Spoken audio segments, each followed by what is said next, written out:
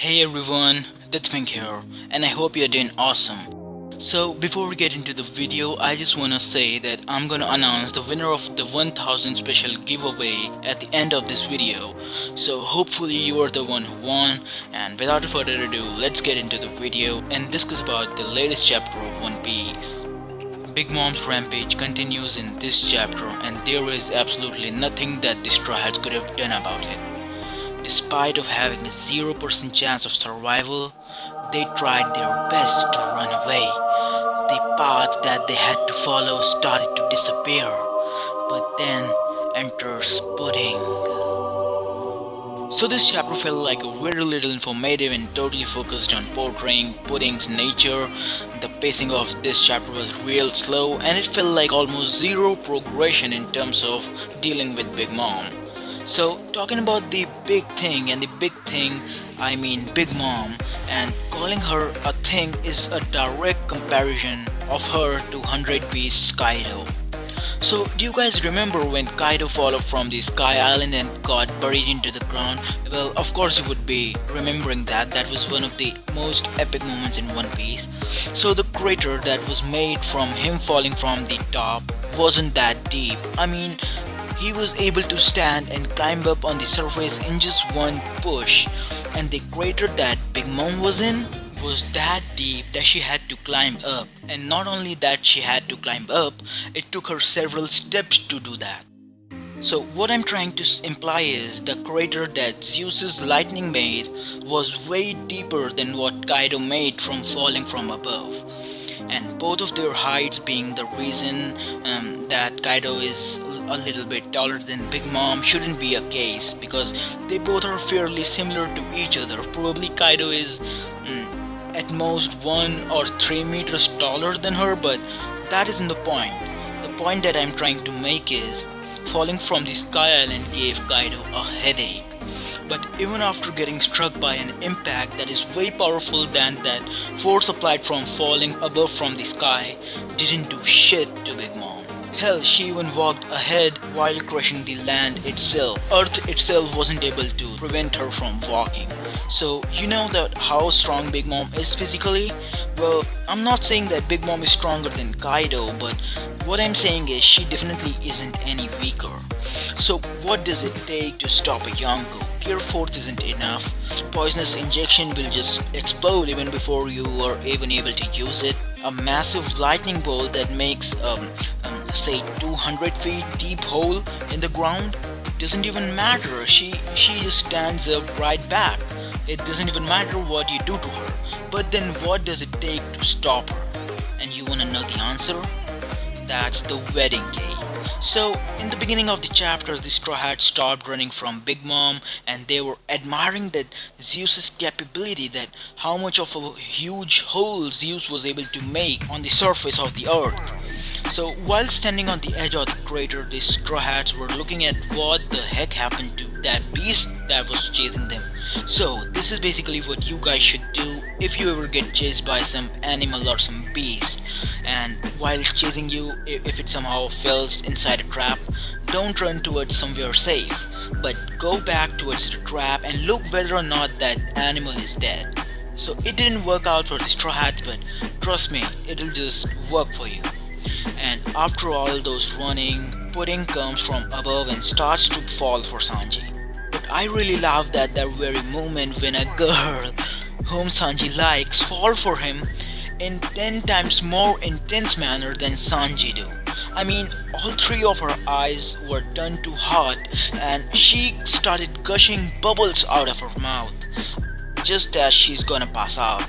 So this is how madly in love she is with Sanji. But after she sees Big Mom, she starts going back and forth between her personalities, and I believe that the reason for that is split personality. And at this point in time, I believe that it has been confirmed that Pudding is a bipolar character, and at this point in time it has been totally confirmed. And you can say that because she was always expected to fulfill Big Mom's order to maintain the spot of being her favorite, and she also got tortured by her own fellow mates due to her third eye on her forehead, and she always did what Big Mom asked her to do. And she acted nicely sometimes, but that was just nice in other people's eyes, but from inside she wasn't intending on being nice. She didn't have a motive to do anything that she desired, but Sanji made her to be herself. He saved her from the misery by complimenting the thing, her eye, that she was hated for. You know what I mean? Chiffon explains that what they gotta do, as Pudding wasn't even able to hold on to her emotions, and Straw Hats even commented on that she isn't emotionally stable, if that makes sense. So she says that they gotta make a cake, to which Sanji claims to help. And this is where the haters start dropping the salt.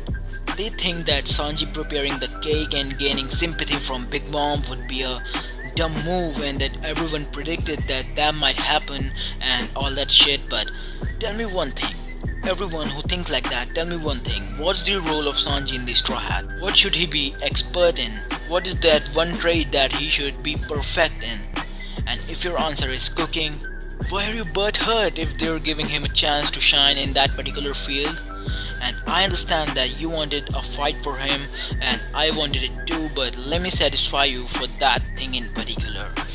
Baking a cake doesn't mean that he won't be getting a chance to fight. There are two things that I wanna put my bets on. A fight for Sanji will happen. It would definitely either be versus Daifuku or Ichichi. Or if I have to call someone out of the blue or a third person, it would probably be the former 4th Suite Commander Snack. So how the fight is possible, you may ask? Well, I will explain it in the next video because I am running out of time because I have to go for my classes. Leaving that stuff behind, after all that talk between Pudding and Sanji and Chiffon says that they'll make a cake as soon as possible and will bring the cake from Choco Town to Whole Cake Island on the ship. We can see Chiffon's plans diagram, and they intend to make Big Mom chase Straw Hat Sunny till the midway of the Choco Town. So I don't know that how is she gonna follow the Straw Hats in the sea, and I believe that she'll do it on Zeus as he has returned back to her. And talking of Zeus, he isn't being scolded by Big Mom, but Prometheus shows a little bit of anger that what were you doing? And then Zeus replies that I'm sorry, but those black balls were just so tasty. I predicted that Prometheus and Zeus would clash because the same thing happened in Greek's mythology, but that thing didn't happen, so I take my L.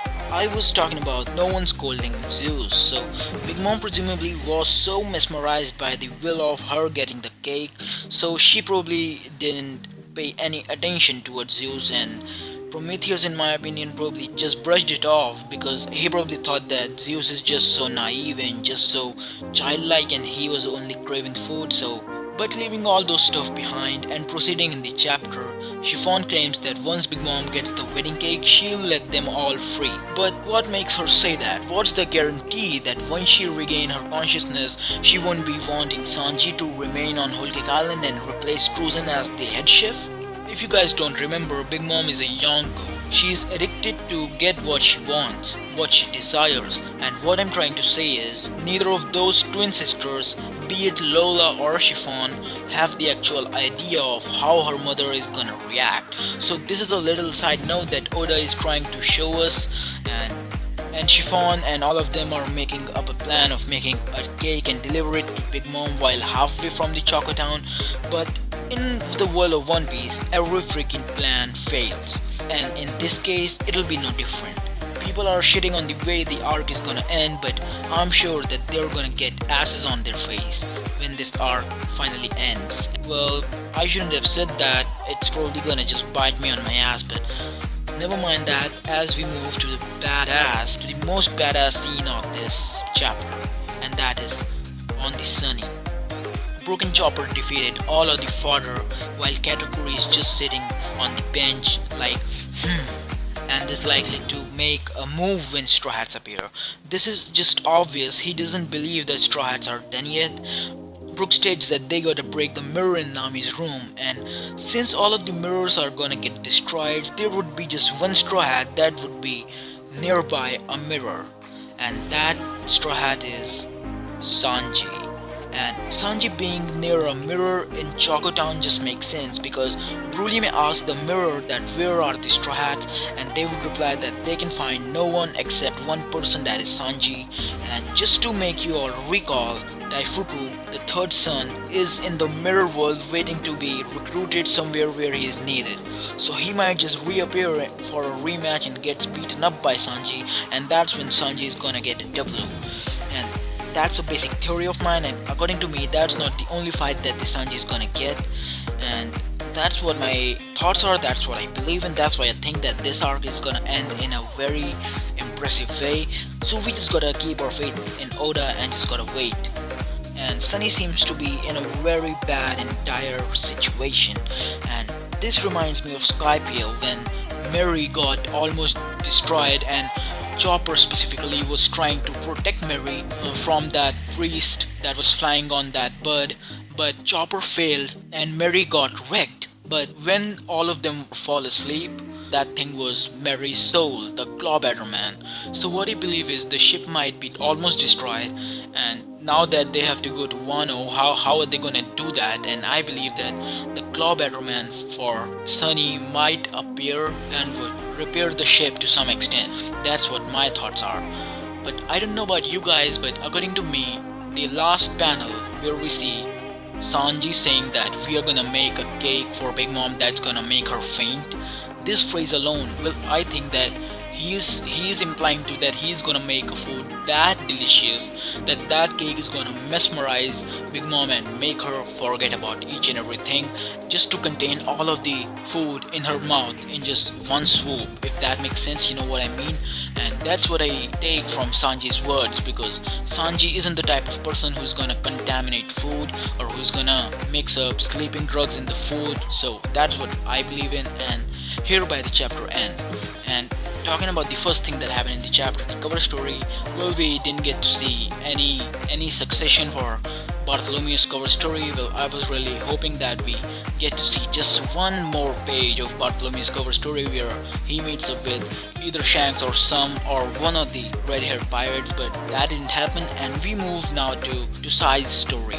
And I guess that they're gonna move Kanokuni, and after that Sai is gonna get married to Baby 5, and they were intending to visit the reverie, but I guess that they won't be able to because the reverie is already about to start.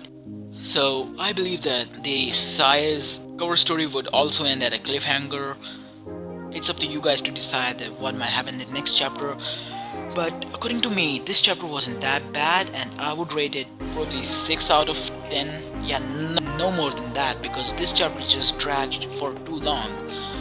It felt like just nothing at all happened in this chapter except for that one panel where we saw the broken Chopper fighting. And another thing that I want to point out, we get to see Pudding's ability in use. So as if her devil fruit wasn't already broken, she was able to manipulate anyone's memory, but she can also trespass with others' memories without being in physical contact with them, and she can just, mess their memories up so that those people, and in this case homies, are just thinking about their past, that what they used to be, what they used to do, and all that kind of stuff. So Pudding's power is just definitely hacks, and I don't know that how Pudding is gonna react, but I believe that by the end of this arc, either Pudding is gonna switch Big Mom's memory. She definitely has to switch Big Mom's memory, because Big Mom is just not gonna let Sanji go, because she's just selfish, and she would want to keep Sanji for herself. And that was pretty much it. That was in this chapter, and this chapter was a 6 out of 10 in my opinion. So you guys also rate this chapter in the comment section below, and let me know your thoughts, whether you hate this arc or you like this arc. And according to me, this is probably one of the best arc in the One Piece world, in the One Piece series, because we haven't got any arc that was as similar to this arc. None of the arc was even close. Now it's the time to reveal the winner of the One Piece giveaway. So the winner's name is Portgas D. Arham. So congrats to you, my man, and I have sent an email to the email that you used to enter the giveaway with, and reply to that email, and probably I'll get to know your shipping address and I'll send that manga to you. And congrats once again, and that was all that I wanted to talk about in this video. Like my video if you liked my shit. Comment your thoughts in the comment section below regarding this chapter and this arc. That what do you think, whether this arc is just gonna end by Sanji feeding Big Mom or not, or some plot twist is gonna happen. I might make a video regarding how all the island might end, but that's a topic for another day. Subscribe to my channel for more One Piece content, and as always guys, I'm the Twink and I'll see you in the next one.